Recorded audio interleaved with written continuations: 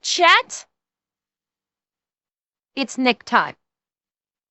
We're gonna check out a slightly older Nick video talking about the most comical invasion ever of Guam.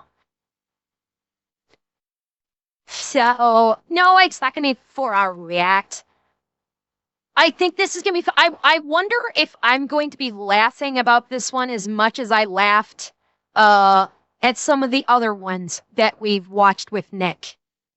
Yeah, I don't know if it's a Vietnam story, Victor, or if this is like pre-Vietnam conflict. I don't know. So I suspect it may be pre-Vietnam, but we'll find out.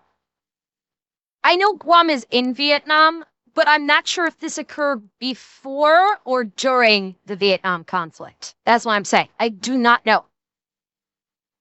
Let's find out, shall we?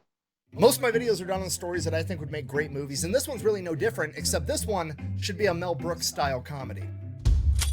Oh, Today we're God. talking about the chillest, most nonchalant invasion of all time when America acquired Guam, or when America acquired Guam the first time. But first, a word from our sponsors. This video is brought to you by Ridge Wallet. Okay, let me break this down for you. Father's Day's coming up, and your dad's back. It hurts, okay? A, he's been carrying you through life this entire time, and B, he's been suffering from a horrible case of dad wallet. I mean, look at this monstrosity, your dad's old school tri-fold leather wallet. It looks like he's walking around with a Gutenberg Bible in his back pocket, and then every time he sits down, he's got that thing underneath one butt cheek. It's throwing his hips out of alignment. It's no wonder his back hurts. I mean, this is ancient technology right here. Why are we still doing this? Every time your dad goes to pay for something, he has to pull you this like the brick Ridge out of Wallet, his back Ember? pocket, unfold a dead cow just to get to his credit card. Okay? Wait.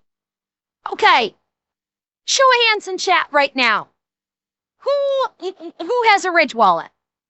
Oh, you have an Echo? Really? Really? You have an Echo. Okay, that's not cool. Hang on a second. All right, let me try something here. Hang on. Okay. All right, I'll let it play through. Let's see if it's just, if I hear it too, it could just be the video itself, and that's it. All right, let me let it play through. Let me see it. Let me see if there's still an echo. Oh, for fuck's sake.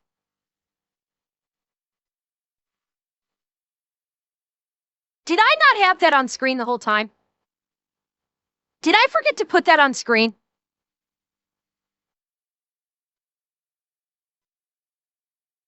It was on screen. Okay, yeah, I was okay, so I was just messing with it. I was trying to mess with it.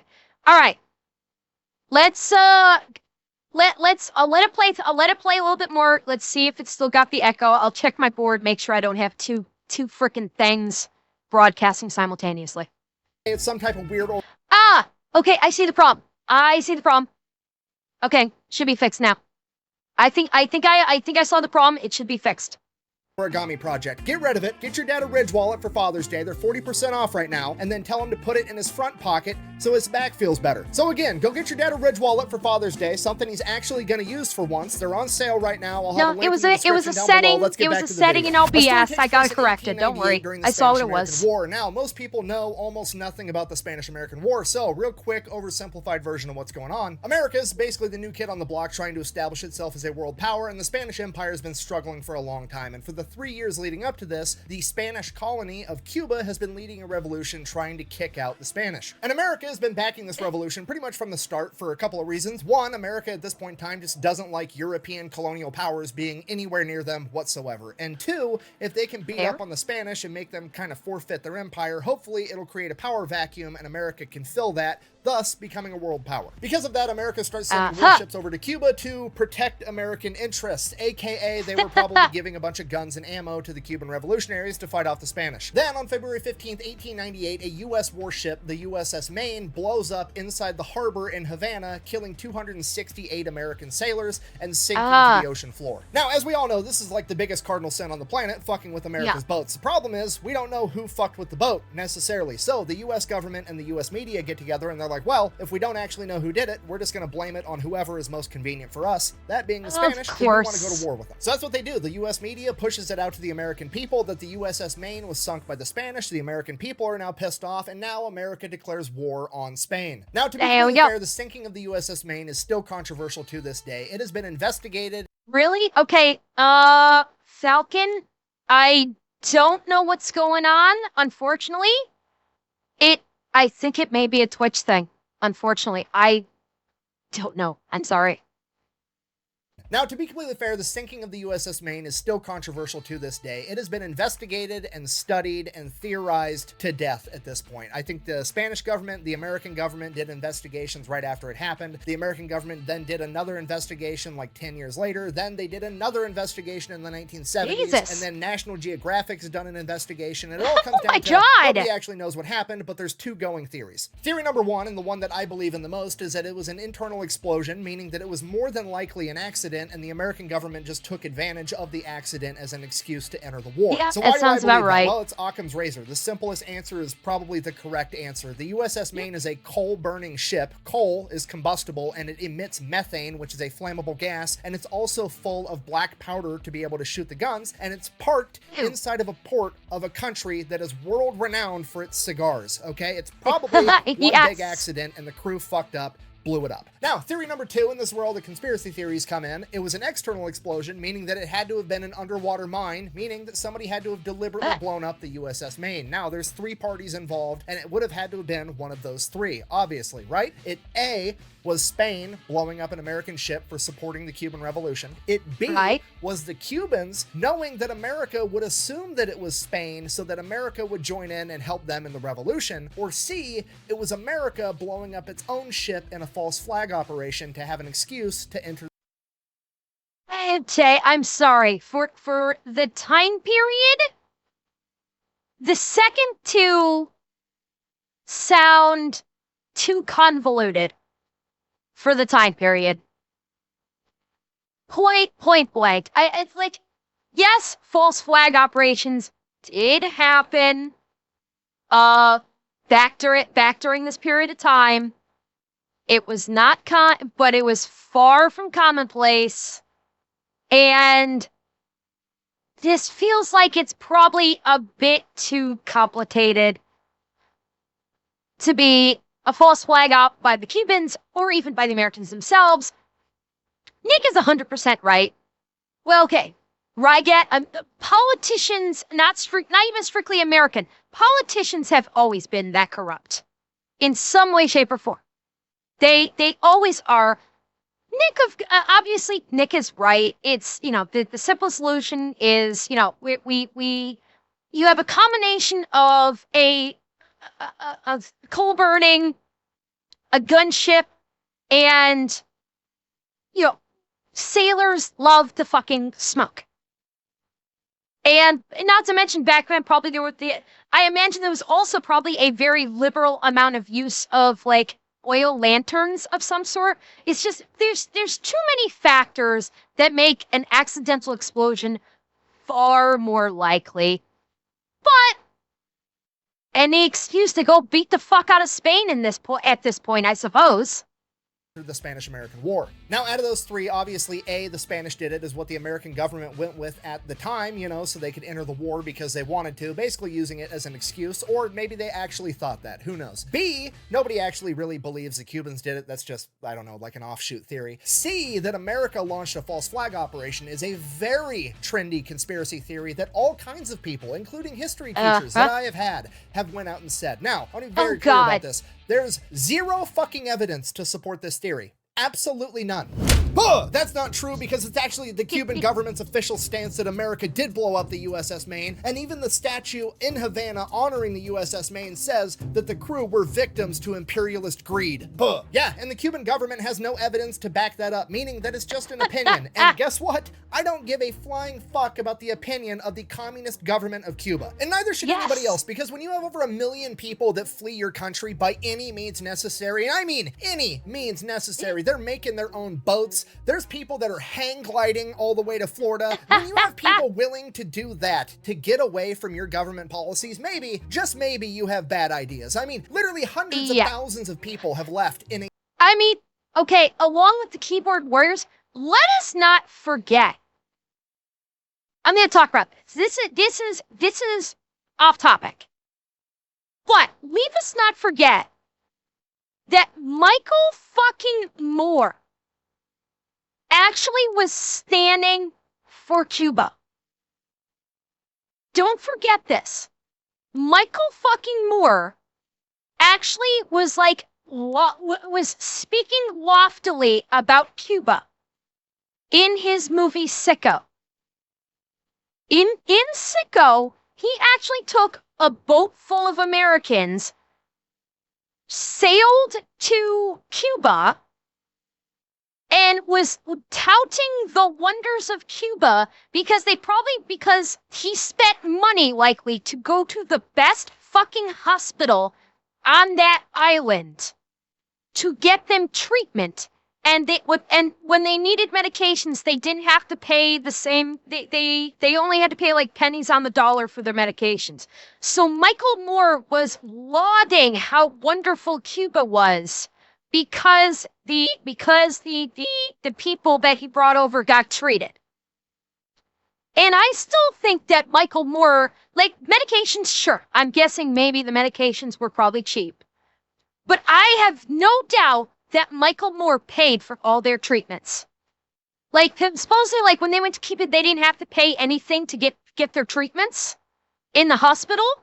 I will fucking bet you he actually paid for them to get their treatments. So he actually, all these people standing for Cuba saying, oh, it's so misunderstood, oh, it's so wonderful, ignoring the fact that it's a communist country that their own people fucking hate and are constantly fleeing. Michael fucking Moore was one of them.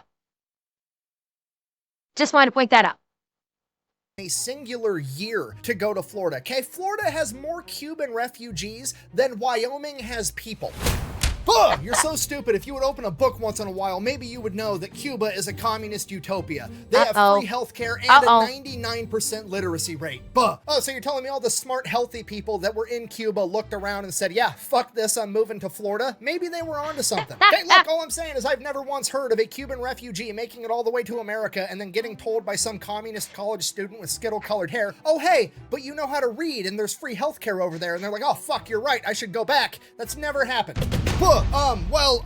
Well, the only reason that Cuba doesn't do that great is because America has an embargo on them. Buh! An embargo just means that America doesn't trade with you, okay? America's one nation, Cuba's one nation. There's 195 of them on the planet. Try doing business with one of the other 193. Okay, look, all I'm saying is it's really hard to claim to be the superior way to run the world when you can't get along without the capitalism there, okay? Right now, it's the geopolitical equivalent of a 20-year-old kid still living at home that's mad at mom and dad for making him get a job, and now he can't pursue his dream of being a Twitch streamer. Okay, because historically speaking, that's the only way that communism works, is when capitalists are funding it. And if you don't believe me, we can look at all the communist nations on the planet. Okay, there's 5 of them. We got North Korea, Cuba, Laos, Vietnam, and China. The only 2 that you can see from outer space at night are Vietnam and China, and I'm sure it's just a coincidence that they're all— Wait, is Vietnam still considered a communist country?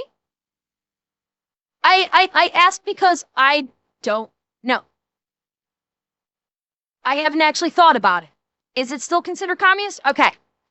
Like, obviously China and North Korea, I haven't actually thought of Vietnam in quite some time. I could not remember if it was still a communist country or not. It is.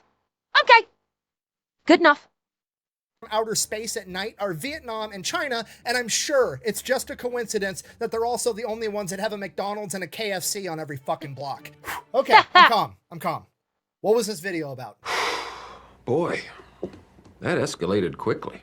It jumped up a notch. It did, didn't it? Sorry, the USS Maine. Very controversial. Regardless, it gets blown up. America uses that as the excuse or the reason to enter the Spanish-American War, declaring war on Spain. So one of the first things that America does is they get a hold of Commander George Dewey. He is the man that is in charge of America's Asiatic fleet, and they are currently stationed in Hong Kong. They go ahead and they give him the order, hey, take the Asiatic fleet from Hong Kong, sail it over to the Philippines, go into Manila Bay, and take the entire thing over, because the Philippines at this point in time is a Spanish colony. So that's exactly what George Dewey does. But before he leaves Hong Kong, he decides he is going to enlist the help of a man by the name of Emilio Alguinaldo, who is currently exiled in Hong Kong because several years prior, he had just led an entire revolution against the Spanish in the Philippines. Now, obviously, you do not see exactly where this is going, because America's never, ever done anything like this, ever.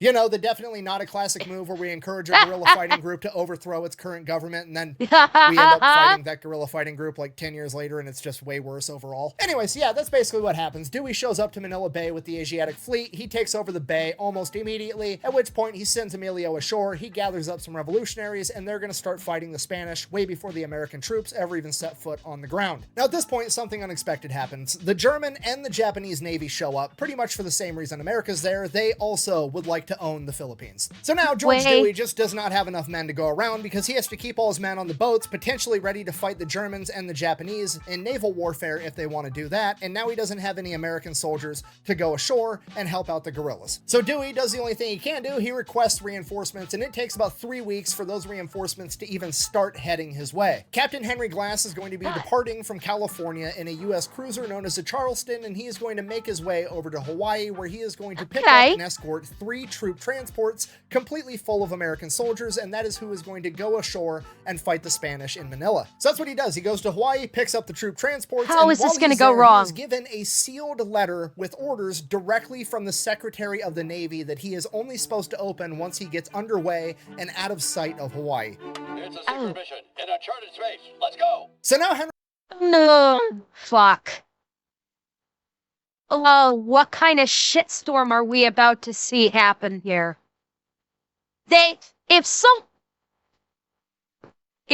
hands you a letter and says, don't open this until you are on your way and you cannot see me anymore, I don't know if I'm gonna open that fucking letter, honestly. Johnny, you know I'm letting this fucker cook. You know it. Henry Glass and the men of the Charleston are pumped. They get to go on a super duper top secret mission. So they get out in the open ocean, open up this letter directly from the Secretary of the Navy, and here's what it says. I'm not going to read all that. I'm just going to go ahead and... I will. Whoops. This letter directly from the Secretary of the Navy, and here's what it says. Okay. I will read quickly. The following order, dated May 10, 1808, was addressed by the Secretary of the Navy to the commander of the USS Charleston. Upon the receipt of this order, which is forwarded by the steamship City of Pekin to you at Honolulu, you will proceed with the Charleston and the City of Pekin in company to Manila, Philippines Island. On your way, you are hereby directed to stop at the Spanish island of Guam. You will use such force as may be necessary to capture the port of Guam, making prisoners of the governor and other officials and any armed force that may be there. You will also destroy any fortifications on said island and any Spanish naval vessels that may be there or in the immediate vicinity. These operations at the island of Guam should be very brief and should not occupy more than 1 or 2 days. Should you find any coal at the island of Guam, you will make such use of it as you consider desirable. It is left to your discretion whether or not you destroy it. From the island of Guam, proceed to Manila and report to Rear Admiral George Dewey, USN, for duty in the squadron under his command. So yeah. They just say go fuck up Guam on your way to Manila.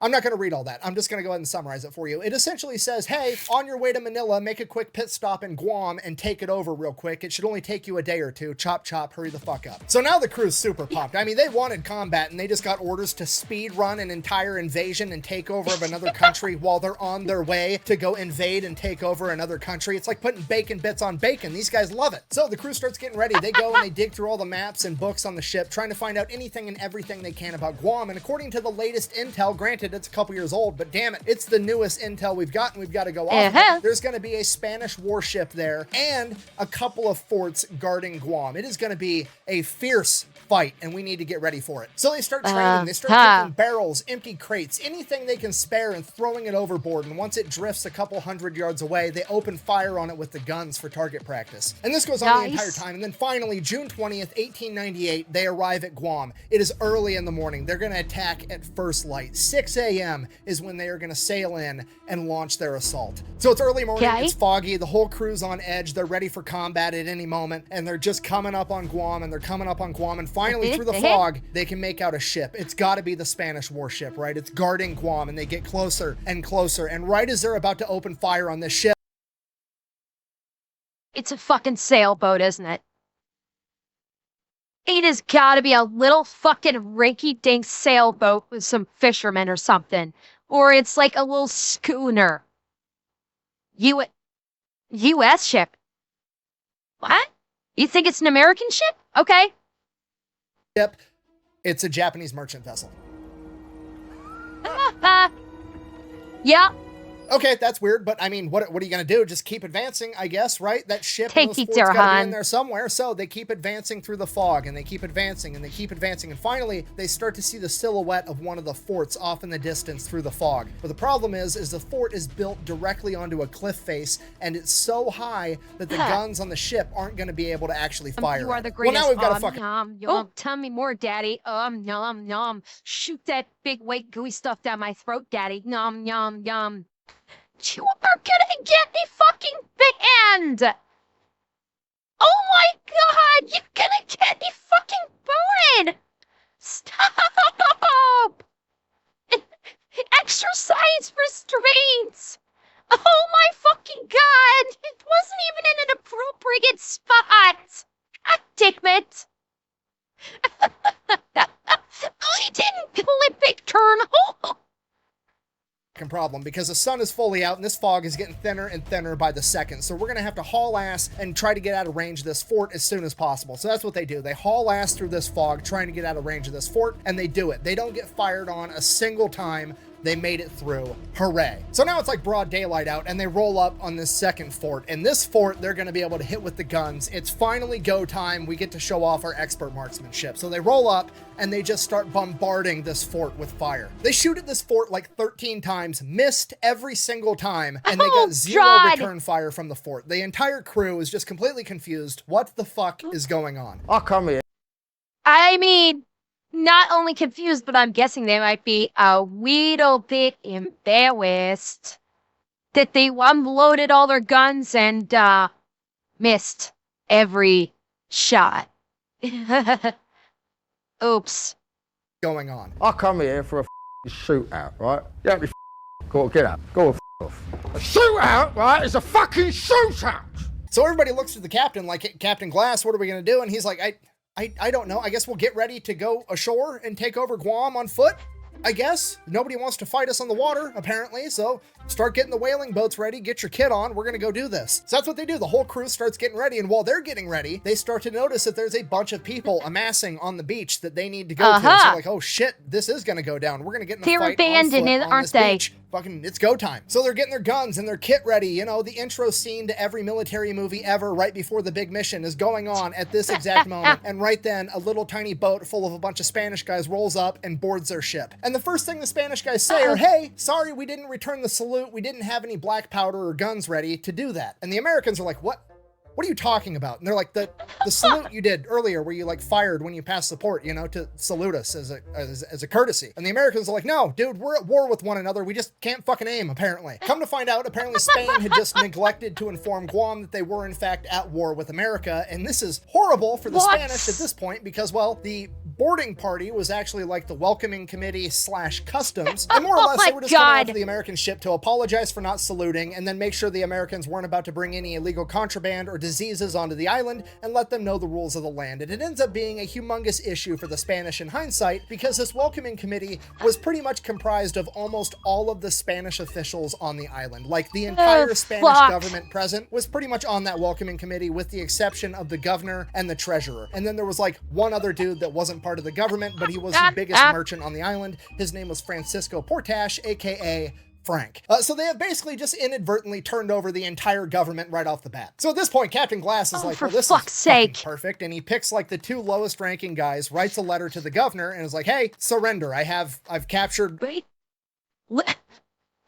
Listen, I don't have time for this. Just surrender so we can call it a day and move on. We have your voice and I have more men. We already wasted enough ammo saluting. So let's help each other on the violence. Dope.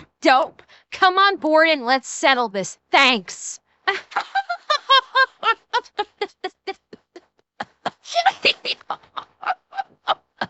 my fucking god.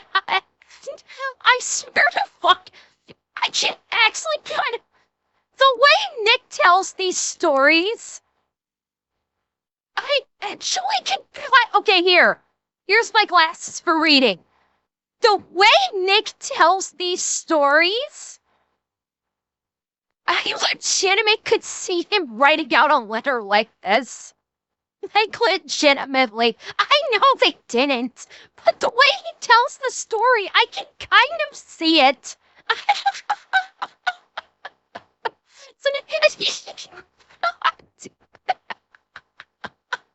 Oh, fucking hell. And, CJ Acavito, thank you for the follow. Welcome. All of your government officials, and I have more men than you do. Why don't you just go ahead and call it a day? We don't need any violence whatsoever. They go off and they're going to hand deliver that letter to the governor. So while they're going to deliver that letter, the other ones are still talking with Captain Glass, and come to find out, Frank the merchant is actually an American. He was born in Spain. He migrated to America in Chicago, where he became a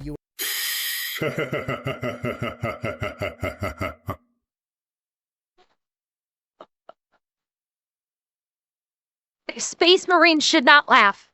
TRC, I think we've learned something. Space Marines should not laugh. And Gray Matter, thank you for the gifting. U.S. citizen. He then met his wife, married her, moved to San Francisco, became an elevator technician, and then for some reason got a wild hair up his ass, moved to Guam, and became the most successful merchant there. And to be honest, he's pretty pumped that America's taken over because he likes America more than he likes Spain. So he is still more than happy to help Captain Glass any way he can. And he's like, hey, here's the deal. Just tell me what you want. Let me go back. Me and the boys will start ferrying out whatever supplies you need, and we'll just sell it to you right here. You won't even have to go ashore. So Captain Glass is like, perfect. He lets Frank take one of his boats back. He gets his men, and they just start shuttling back and forth boatloads and boatloads of supplies for all the Americans to buy. And this is like my favorite part of the story, because it's just one of those things that you read and you're like, yep, that's too stupid to not be true. One of the Americans wrote in their journal, and I quote, Francisco's men sold fruit at astonishingly low prices. You could buy 3 bananas, 2 mangoes, and a pineapple for 1 cent, but one of the live monkeys cost 2 whole American dollars. It just goes to show you, war changes, but the men that fight it never do, because that's the most grunt shit I've ever heard in my entire life. Okay, now cut back to the 2 dudes. Wait. This begs the question, who bought the live monkey? You fucking know one of these guys bought a monkey. And it became the ship's mascot. I fucking want to know who bought the monkey and what they called it. I must know this. And yeah, it was probably a fucking E4. You goddamn know it was an E4. Who did it? That is a story I need to know. Who bought the monkey, and what did they call it?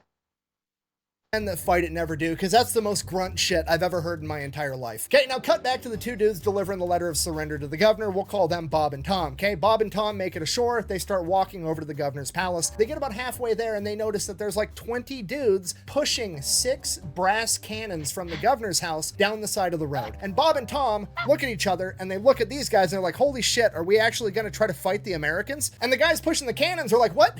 No, we're just bringing these over from the governor's palace so we could return the salute to the Americans. And Bob and Tom are like,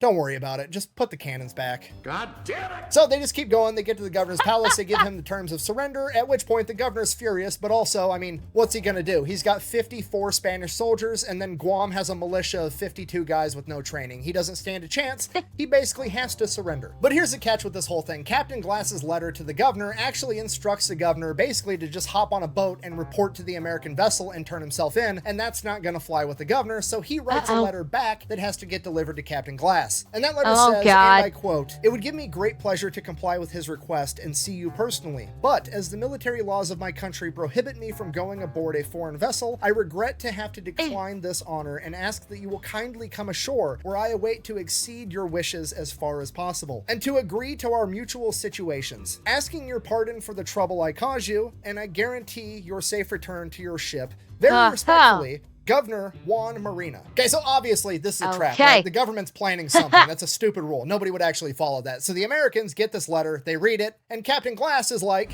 it's undoubtedly a trap. Okay, so now the Americans fill up one whaling boat with Captain Okay, I appreciate the Lord of the Rings clip. I would have preferred the Admiral Akbar clip. I would have preferred, it's a trap. But I do appreciate the Gandalf clip.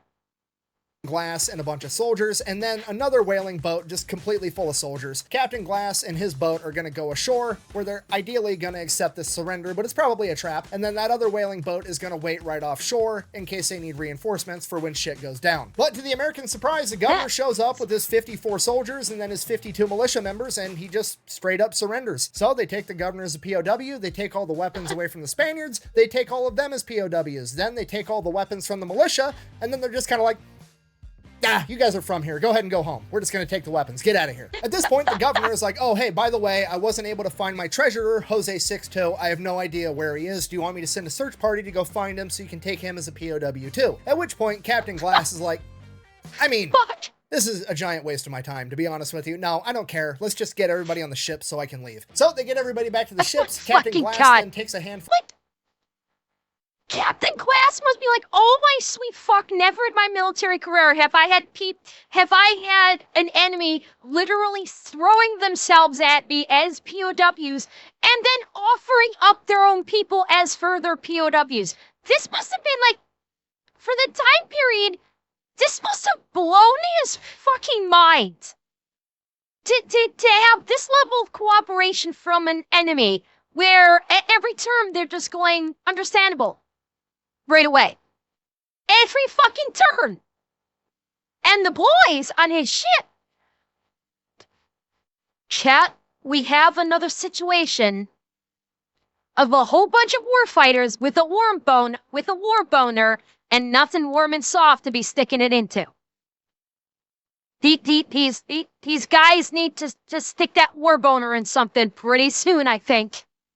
Full of Americans and sends them out to the fort that they had originally fired on, and they are instructed to fly the American flag over Guam because it is now a U.S. colony. So those guys grab a flag, hop in a boat, and they start sailing out to the fort. While that's going on, Captain Glass is telling everybody what happened. He's like, yeah, it wasn't an ambush. They actually did just straight up surrender. We took the governor as a POW, we took his 54 men as POWs, and then he had 52 militia members, but they were from Guam, so we just took their weapons and let them go home. At which point, one of the original guys from the welcoming committee, you know, the Spanish government, hears that and he's like, whoa, whoa, whoa. Technically, I was born here. I'm super duper Spanish, but I was born in Guam. Can I go home too? At which point, Captain Glass is like, yeah, fuck it. Why not? Go ahead. Then Captain Glass looks over to Frank, the merchant, who's still there trying to sell as much stuff to the Americans as possible before they leave. And he's like, Frank, you're technically the only American here. I'm not going to leave any of my guys behind to run this place. So you're in charge, I guess. Now get off my boat and take not Spanish Guam guy with you. So Frank, his men, and the government official dude that's apparently from Guam all hop in their little boats and they go back over to Guam. By this point, the Americans have the flag flying over the fort. Captain Glass orders them to fire. And casually just casually does, like someone said in chat, one of the most casual fucking regime changes in fucking history. Literally, Captain Glass just did a complete regime change of a country with a, fuck it, you're in charge now. Go to it.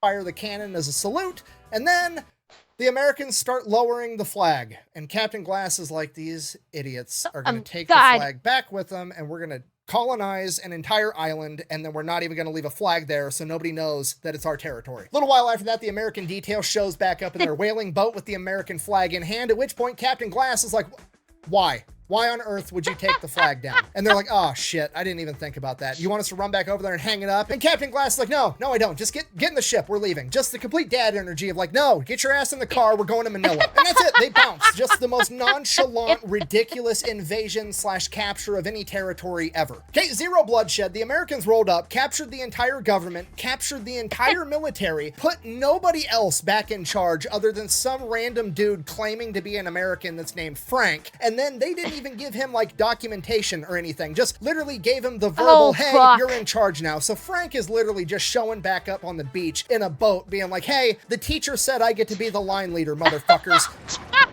Beautiful morning. Keep it running. Okay, if you're not picking my up what I'm God. putting down, I'm trying to tell you that I believe this is the first time that America created a gigantic power vacuum and then just left it completely unsupervised. But not to worry, I'm almost positive that America is going to learn from this mistake the first time and will never ever do it again. It was at this moment that he knew. He fucked up. You will be punished for your decadent ways on the first day of Radaman. You... wait a minute, did I just say, what did I say, Radaman? Blah, blah, blah, blah. Okay, for real though, I need you guys to fully grasp how crazy this situation is for Guam, okay? Imagine that you woke up tomorrow and the American government was gone. The cops, gone. The military, gone. Nobody knows what happened, and there's just one dude named Frank that said, hey, Joe Biden put me in charge. Fucking what? What's your response to that, sir? You know what? No, I'm going to be optimistic. This is going to go great. This is a recipe for success. So Captain Oh, West and the God. Americans make their way over to Manila. They're going to reinforce Dewey. They show up, and honestly, they're probably not even really needed as far as overthrowing the Spanish goes, because Emilio went ashore. He started an entire revolution all over again, and they have been laying siege to Manila for weeks at this point. So the Spanish government knows that they're going to have to surrender. There's no way they can win this now, but they would way rather surrender to America because America is a world power and they don't want to have to surrender to a local revolution because that would be bad for their colonial empire street cred. So the Spanish leadership of Manila goes to Admiral Dewey and they're like, hey, hear me out. We want to surrender just to American forces, so we have to get in a battle with just American forces. We're proposing that we have a fake mock battle for funsies. We'll like choreograph it. We won't load our guns. It'll just be for show, and we'll surrender only to American forces and keep our reputation intact, and you guys get to take over Manila. What do you say? The Americans obviously agree because not dying is cool. They were doing a LARP. It's Frankie from Chicago. What could go wrong? The mob's gonna be running that place inside of a week. But they are literally doing a fucking LARP for Manila. Seriously. That is what they just proposed. They just proposed the American military will do a LARP and lose. And we'll give you Manila. Chat. These motherfuckers are so based they were LARPing before it was cool. Hey. And that's what they do. They have this enormous mock battle and nobody has loaded guns, and obviously nobody told the guerrilla fighters because, well, that was the entire point, and then some of them joined in and their guns definitely were loaded, and 49 Spanish soldiers ended up getting shot, and then the Spanish started returning fire because they didn't know what was going on, so then 6 Americans got shot and killed. But other than that, the mock battle was kind of successful, I guess. Yeah, I stabbed a man in the heart. I saw that.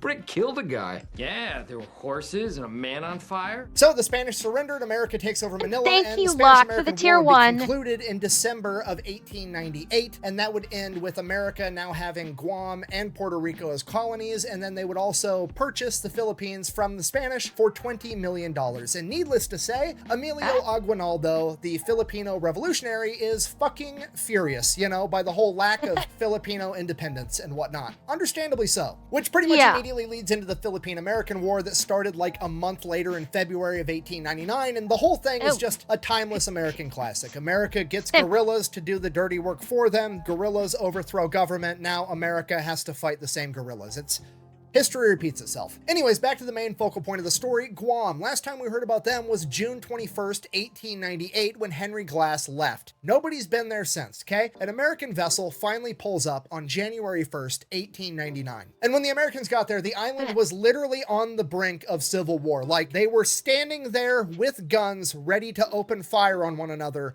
when they noticed the American vessel pulling up, and they decided to postpone till tomorrow. So the Americans show up and they start trying to figure out what's going on. Both sides of this seemingly about to break. Wait. Is that like the story of Guam is I familiar? Did he talk about what happened with Guam in his Dan Daily video? Wait, I don't remember him talking about it in such in-depth like this, but I do vaguely remember him kind of doing a very brief breakdown. did he do that in the Dan Daly video? Is that why I'm remembering it? Like he mentioned something about it. Like he did. Yeah, in one of his other videos, he might have done a bare bones. I don't think I ever actually saw that. We ever watched like the full on video about it. Oh, fuck. Okay. Breakout civil war plead their case, and essentially, when Frank showed back up to the beach and said, hey, I'm in charge now, some people didn't really give a fuck. Imagine that. And the one person that cared the least was actually the treasurer that got left behind, which makes sense. He was the last person part of the Spanish government, so in his perspective, he probably should have been in charge. Unfortunately, he was also the only person that had keys to the treasury, and he made the executive decision that he was going to go ahead and give him and all of his buddies an 18-month advance on their salary, basically bankrupting the entire country. So because Jose and all of his buddies had all the money, they basically had all the power and they were essentially in charge, and this went on for a little while, and then eventually Frank and some of the other people there got mad and started a pro-America group, and things started to escalate and escalate and escalate, and eventually war was about to break out, and then the Americans finally showed back up. So the Americans audit the treasury, determine that Jose did in fact steal all the money, they order him to pay it back, and then the American captain appoints a man by the name of Joaquin Perez to be the governor. He picks out his own cabinet, and now Guam actually has a government. At which point the American ship captain basically informs the new Guam government that they are under the authority of the United States Navy. Anything that was Spanish lands is now American lands,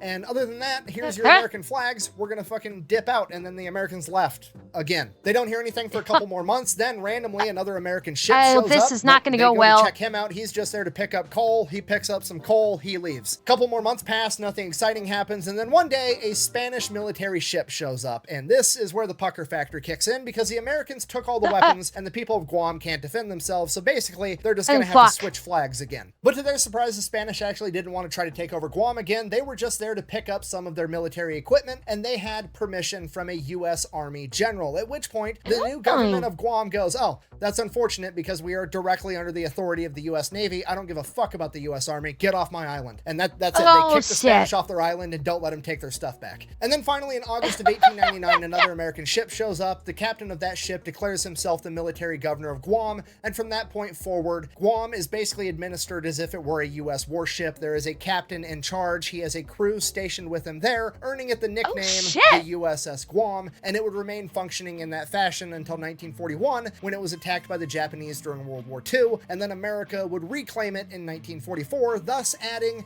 yet another reason as to why you do not fuck with America's boats. Thank you for watching. Best way to support the channel is to go buy some merch over at thefatelectrician.com. Quack bang out.